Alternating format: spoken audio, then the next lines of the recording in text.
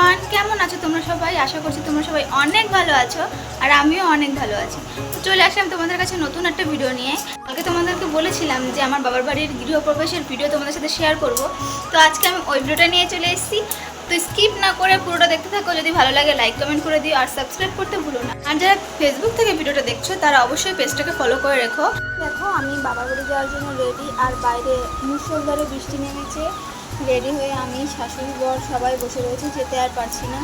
ঘরের মধ্যে প্রায় 10টা বেজে গেছে, এখনও বেরোতে পারিনি, আর প্রয়োজন এসে বসে রয়েছে। দেখো বাইরে কি পরিমাণে বৃষ্টি নেমেছে। এরকম বৃষ্টি পড়লে কি করে যাব গাড়িতে করে? ভিজে তো ঘা হয়ে যাব পুরো। এইমাত্র এসে পৌঁছেছি, ভিজে বুঝে এসে নাইটিটা পাল্টে নিয়েছি। তারপরে এখন ওদিকে পুজোর জোগাড় হচ্ছে। আমার কোনো কাজ নেই, আর মাসি ওই ঘরে রান্না করছে, আমি বসে বসে হাওয়া খাচ্ছি। এখানে পুজোর সব আয়োজন শুরু হয়ে গেছে। যেহেতু পুজো দুই ঘরেই হবে, দুই ঘরে বলতে আমাদের ঘরে এবং আমার কাকাদের ঘরে, যেহেতু দুটো ঘর তার জন্য দুই ঘরেই পুজো হবে। তাই আমার শাশুড়ি মা দিকে ফলগুলো কেটে দিচ্ছে, আর এখানে আমি চলে এসেছি আমার কাকার ঘরে। আমার কাকার ঘরে আরেকজন পুরোহিত মশাই সব কিছু সাজাচ্ছে। পুরোহিত মশাই এসেছিলো দুটো। তো ওখান থেকে এসে দেখছি আমার মেয়ে এখানে বসে বসে কত সুন্দর খেলা করছে, আর বলছে আমি ঘুমাচ্ছি মামা, আমাকে ডিস্টার্ব করো না। তো আমরা বাইরের ঘরটায় চলে গেছিলাম। তারপরে গিয়ে দেখছি আমার মাসি পনির কাটছে রান্নার জন্য। দুপুরে যেহেতু আজকে আমাদের নিরামিষ হবে, তাই বাইরে বেরিয়ে দেখলাম এই অঝরে বৃষ্টি ঝরেই যাচ্ছে, থামার কোনো নামই নিচ্ছে না। আজকে সারাটা দিন বৃষ্টি হয়েছে। তারপরে আবার আমাদের ঘরে গিয়ে দেখলাম এই যে 7 পাখে ঘোরে না ঘরের চারিদিকে, তো বৃষ্টি পড়ছিল প্রচণ্ড, তার জন্য 3 পাখে ঘোরা হবে। এটা যে কোনো কাজ হবে আর ক্যাচাল হবে না, সেটা তো কখনো হতেই পারে না।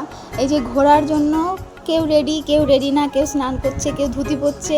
এই নিয়ে আমার বাবা আমার কাকার মটকা গরম হয়ে গেছে, সেই নিয়ে এখন এরা পেচর করে যাচ্ছে। আর আমার বর হাসতে হাসতে আধমরা হয়ে গেছে আর কি।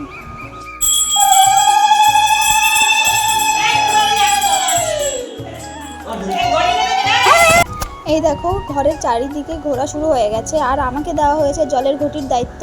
এখানে 3টে ঘটি ছিল, একটা জলের, একটা চালের, একটা ধানের। তো আমার এই 3 কোনায় জল দেওয়ার দায়িত্ব ছিল আর কি। এই দেখো জল দিচ্ছি আমি। তো আমার ক্যামেরাম্যান, যেহেতু আমি নিজে আজকে প্রচণ্ড বৃষ্টি পড়ছে, এর মধ্যে আমি কাউকে বলতেও পারছি না যে আমার ক্যামেরাটা ধরে দে।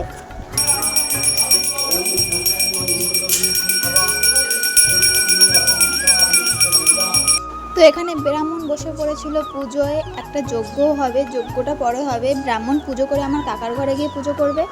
আর দাদু সঙ্গে করে যে আরেকজনকে নিয়ে এসছে, উনি ব্রাহ্মণ নাকি আমি জানি না, মানে পুরোহিত কিনা আমি জানি না সঠিক, বাট উনি যজ্ঞটা করবে আর কি আমাদের ঘরে। আর কাকাদের ঘরে যজ্ঞটা উনিই করবে। জানো তো আমার শ্বশুরবাড়িতে না ব্রাহ্মণ দিয়ে কোনো পুজো হয় না। আমার বাবার বাড়ি যেরকম ব্রাহ্মণ এনে পুজো হয়, আমাদের বাড়ি না আমরা পুজো ব্রাহ্মণ এনে দেই না, আমরা পাঁচালি পরেই দেই সবসময় যে কোনো পুজো। এই দেখো তোমাদের যে যজ্ঞর কথা বলছিলাম, এই যে যজ্ঞর কাঠমাট সাজানো হচ্ছে আর কি, বালি দিয়ে ইট দিয়ে সাজানো হচ্ছে সব কিছু। এবার যজ্ঞটা হবে, তো তোমরা যজ্ঞটা পরে দেখো, আগে একটা চোরকে দেখে নাও। একজন চুরি করেছে এখান থেকে, এই যে বালতির মিষ্টি এখান দিয়ে এখানে চুরি করে খাচ্ছে। এই দেখো, এই যে হাতে মিষ্টি।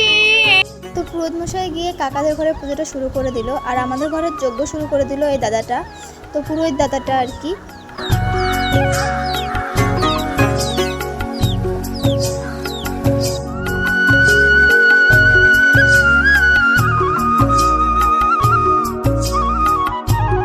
যেহেতু ঘরে যজ্ঞ হচ্ছে, প্রচণ্ড পরিমাণে ধোয়া হয়েছে, তাই আমি চলে গেলাম কাকাদের ঘরে।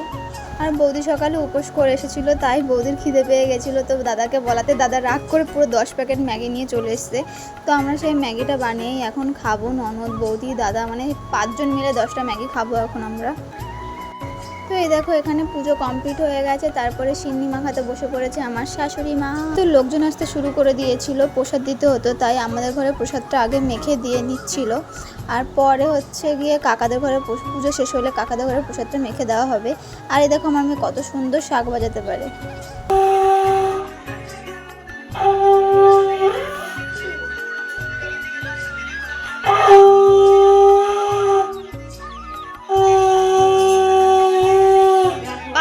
এদিকে প্রসাদ মাখা প্রায় কমপ্লিট হয়ে গেছিলো, আর আমাদের যত খিদে পেয়ে গেছিলো 3টে বাজে, তাই আমরা চলে গেছিলাম ওই ঘরে খাওয়ার জন্য। যেহেতু আজকেও অনেক লোকজন আসবে আমাদের বাড়িতে, আত্মীয় স্বজন পাড়া প্রতিবেশী, তার জন্য একটু বেশি করে রান্নার আয়োজন করা হয়েছে, কারণ তারাও এসে খাওয়া দাওয়া করবে। এ দেখো পনিরের তরকারি, এইটুকুই না, মানে খাওয়া দাওয়া হচ্ছে, আলাদা তোলা আছে আর অতটা রয়েছে। আর এটা হচ্ছে ডাল। এখন আমরা খেয়ে নিই। আজকে 4টে নাগাদ হয়েছিল ভাগবত পাঠ, আর এখন হচ্ছে হরিসভা। তো আমি এখন চলে এসেছি বাড়িতে, কারণ আমার শরীরটা বেশি ভালো না, তাই শাশুড়ি মা বললো তুই বাড়ি চলে যা। আজকে আমার শাশুড়ি মা আর আমার মেয়ে ওই বাড়িতেই থাকবে, কারণ কালকে আমি আবার সকাল হতে না হতেই কিছু রান্নাবান্না করে চলে যাব বাবার বাড়ি, কারণ কালকেও আমাদের ওই বাড়িতেই নেমন্তন্ন আছে। মা আর মেয়ে যখন ওই বাড়িতে রয়েছেই, তো সকাল সকাল আমি চলে যাব। আর যেহেতু তোমরা আমার একটা ফ্যামিলি, তো এইভাবেই আমার পাশে থেকো, আমাকে ভালোবাসা দিও। আশা করছি তোমাদের ভালোবাসা অনেক বড় কিছু করতে পারবো। তো আজকের মতো টাটা, বাই বাই, ভালো থেকো সবাই।